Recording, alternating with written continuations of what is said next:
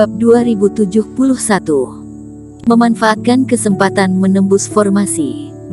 Tetapi hal itu malah menjadi sebuah kesempatan baik di tengah situasi saat ini. Di atas panggung pertandingan, Ricky Wang dan Marcos Yu bertarung habis-habisan, membuat Reiki di sekeliling menari-nari. Eric Kin pun memanfaatkan kesempatan, menjentikkan jari tangan. Ular kecil Reiki memanfaatkan kekuatan itu membentuk bayangan hijau di udara, lalu mendarat di atas rumput, menyusup ke dalam tanah. Meski Eric Kin berada di sana, formasi puncak ketiga tetap saja mampu diamati dengan tenaga mata dan kerohanian yang dimiliki. Tetapi bagaimanapun juga akan terlihat terlalu mencolok, semua orang sedang melihat ke atas panggung pertandingan, sedangkan kamu malah melihat keluar, orang bodoh pun akan menyadari dirimu bermasalah.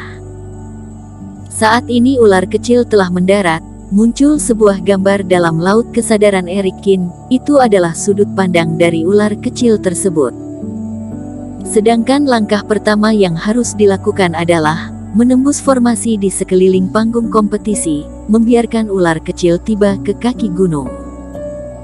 Di saat Eric Kin mengamati formasi yang ada, sembari terus menggiring ular kecil perlahan keluar dari tanah, mendadak terdengar ledakan keras di atas panggung kompetisi.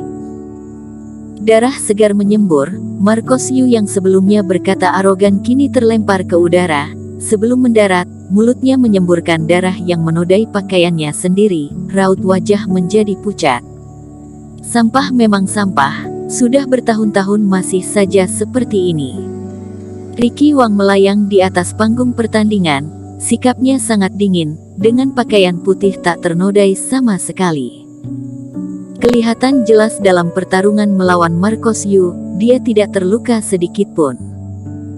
Lagi-lagi 3 jurus, Tuan Wang ini benar-benar arogan. Marcos Yu sudah berusaha mati-matian, bahkan ilmu dewa pun sudah dikerahkan, tetap saja tidak berguna. Sebelumnya Ricky Wang menghilang bertahun-tahun, karena dibawa pergi oleh Sekte Guzong, kini kelihatannya sama sekali tidak meleset. Kemungkinan besar sudah jauh melewati Huorong, Heidi Wang bisa menjadi kepala sekte baru kita, anaknya pun sehebat itu. Orang-orang terus berkomentar dengan ekspresi kaget. Mona, sekarang giliran kamu. Setelah mengalahkan Marcos Yu, Ricky Wang semakin merasa angkuh. Tangannya memegang pedang menunjuk seorang wanita bergaun biru di kerumunan orang. Di antara 20 pahlawan partai bagian dalam, satu-satunya yang tidak berkostum layaknya pria adalah wanita itu, Mona. Orang itu adalah keponakan Jasmine Su, yang pernah memberi apresiasi penuh pada Eric Kin, hanya saja kini berguru pada senior lain. Wanita itu tidak memiliki paras yang terlalu cantik, tetapi sangat berwibawa. Melihat Ricky Wang menodongkan pedang padanya, dia pun mengerutkan kening. Dia pun tidak banyak omong kosong seperti Marcos Yu, langsung melompat ke atas panggung pertandingan, lalu mengeluarkan 2 buah pedang tajam. Eric Kin menggelengkan kepala dengan pasrah. Ricky Wang menantang 20 pahlawan partai bagian dalam, dan wanita itu berada di urutan pertama. Saat ini ular spiritual miliknya baru saja tiba di samping formasi tepi gunung, belum memulai pemeriksaan. Jika Mona dikalahkan dengan cepat, pertarungan Ricky Wang dalam partai bagian dalam pun akan berakhir, dirinya pun tidak bisa mengumpulkan lebih banyak informasi.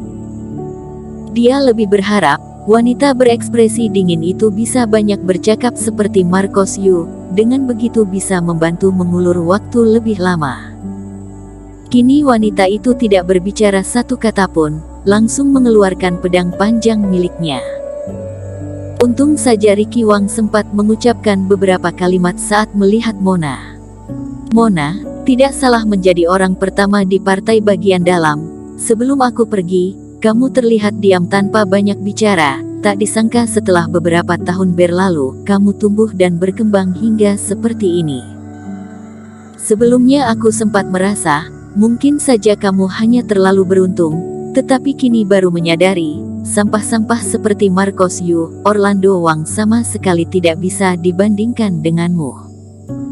Ricky Wang tersenyum, jarang sekali melihatnya memuji lawan seperti itu. Ricky Wang, bertarunglah jika mau, untuk apa banyak omong kosong seperti itu, jangan katakan kamu takut. Mona malah berekspresi penuh mematikan, dan tidak ingin menghabiskan banyak waktu bersama Ricky Wang. Hehe, aku bahkan tidak tahu apa yang dimaksud takut. Ricky tertawa lebar, sekujur tubuh memancarkan hawa-hawa mematikan. Mona, aku memujimu, tetapi aku merasa heran, tidak menyangka partai Jihuo bisa menghasilkan seorang jenius sepertimu, tetapi jika dibandingkan denganku, kamu masih sangat jauh. Meski kamu mengerahkan semua kemampuan yang dimiliki, aku tetap bisa menghancurkanmu dengan 3 jurus. Sombong sekali. Mona bergumam pelan, seolah merasakan hawa-hawa dalam diri Ricky Wang, kemampuan dalam dirinya pun tersalurkan dengan maksimal. Setengah fase penilaian. Semua orang kembali bersorak. Siapapun tidak menyangka bahwa kultivasi Mona telah mendekati fase penilaian. Dan setelah itu, Ricky Wang pun terlibat kontak fisik dengan Mona. Eric Qin tidak sempat lagi melihat kedua orang itu bertarung. Saat ini ular spiritual telah diam-diam tiba di kaki gunung. Dengan sepenuh hati dia mengendalikan ular spiritual itu, menembus berbagai formasi yang ada, sambil mengingat paksa semua yang ada di sekeliling.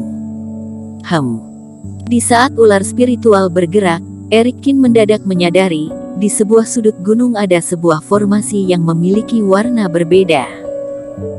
Tidak hanya gelap dan tidak bercahaya, garis-garis formasi itu terlihat tipis, kelihatan jelas sangat lemah. Beruntung sekali, jika bisa memecahkan formasi di sini, maka semua akan menjadi jauh lebih mudah. Mata Eric Qin berbinar-binar, hati penuh dengan semangat. Bersambung.